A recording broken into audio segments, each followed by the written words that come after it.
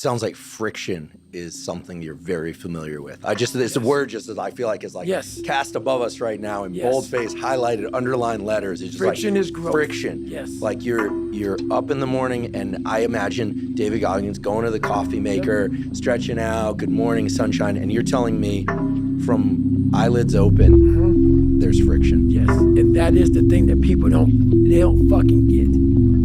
The biggest misunderstanding about David Goggins of all time. It's like, whether you believe in God or not, I do.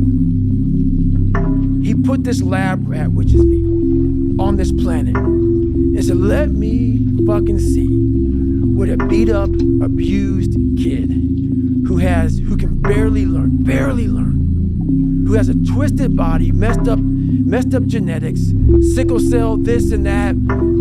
Let me give him everything that pretty much disqualifies you from the military. But back then, it wasn't estrus. And let's put him in this and see what comes out of it. So to do that, friction, you don't wake up in the morning time and go to the coffee maker. Matter of fact, sometimes you don't even sleep.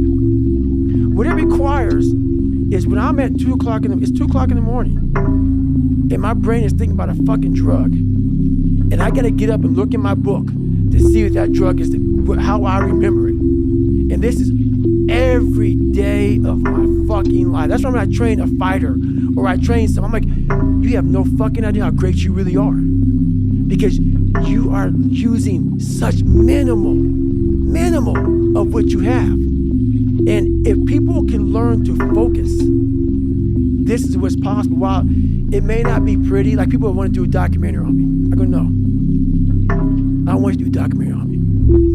Because I will have normal, everyday people picking me apart. Oh, his life is miserable. Who wants to live like that? It's crazy how it's almost like he's sick, he's psychotic. The most frustrating thing in the world for me is when normal people judge a man like myself on what it really takes to extract greatness from nothing.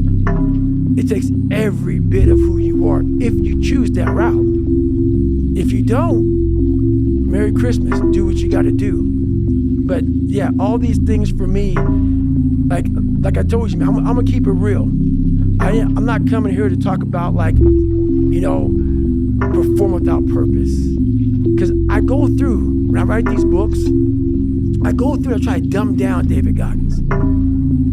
How can I give normal people, and I'm normal, but I found something that most don't want to find. How can I speak to people and give them something from this crazy psychotic brain that I've developed? How can I give them that? So I sit down with Jennifer for years and write down perform without purpose, callous your mind, armor your mind, the cookie jar, the accountability mirror, shit that people can fucking use in their lives. No.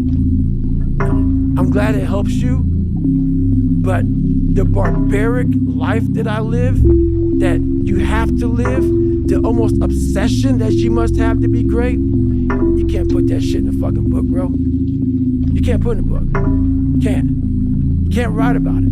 It has to be experienced. It has to be experienced. And you can't even, after you experience it, to write it in a book, it would seem like he needs to be locked up. Too gory. It's too gory. It doesn't make sense for a guy that every second of the day, he is trying to extract more from something. He's constantly thinking. He's constantly disciplined, never going off the path. Whatever is injured on him, he figures a way. It's a conqueror's mindset. And very few people, if any, can really understand what that is. Like, I'm almost 50, and I've been this way for almost 30 years. Like, what do you do for fun? You never, like these questions, I don't get them. I don't understand them. So, yeah. I get asked that sometimes when you for fun. I start listing off all this stuff like podcasting, reading, right, working out. Right.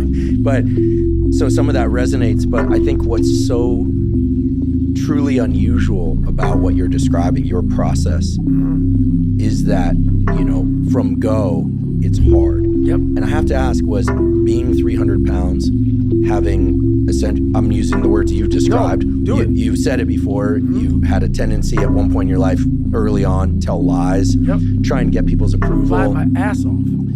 Crazy haircuts, attention seeking, and yet all of that triggered something that now is extraordinary. Right. Do you think those hardships were necessary to flip the switch? I don't know if they were necessary, but it was something that made me feel, I didn't feel good. It was easy. The brain that I was given as a child, it was easy to go home and think about how do I want to be a freak today? How do I want to show up to school today and be a freak? It didn't require me going home and opening a book up saying, it's going to take me all year to learn this fucking page.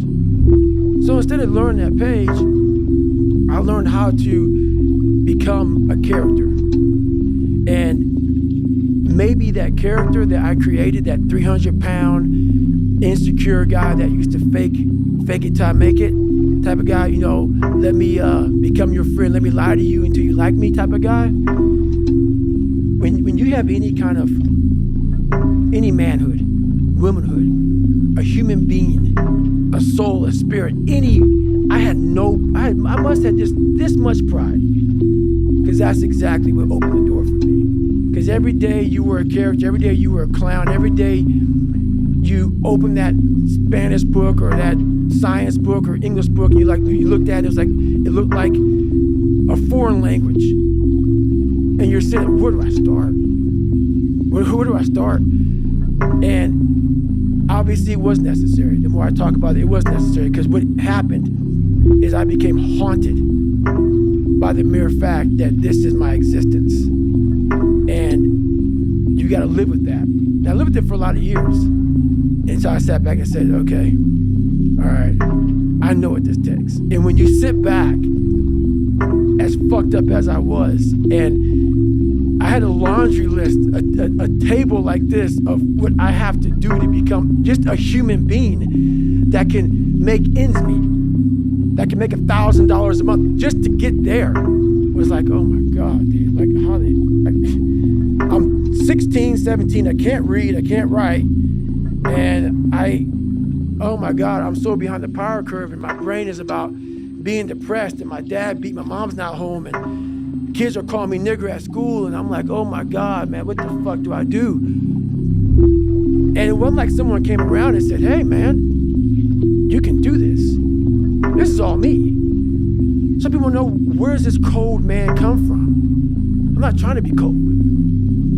It's the reality of my life.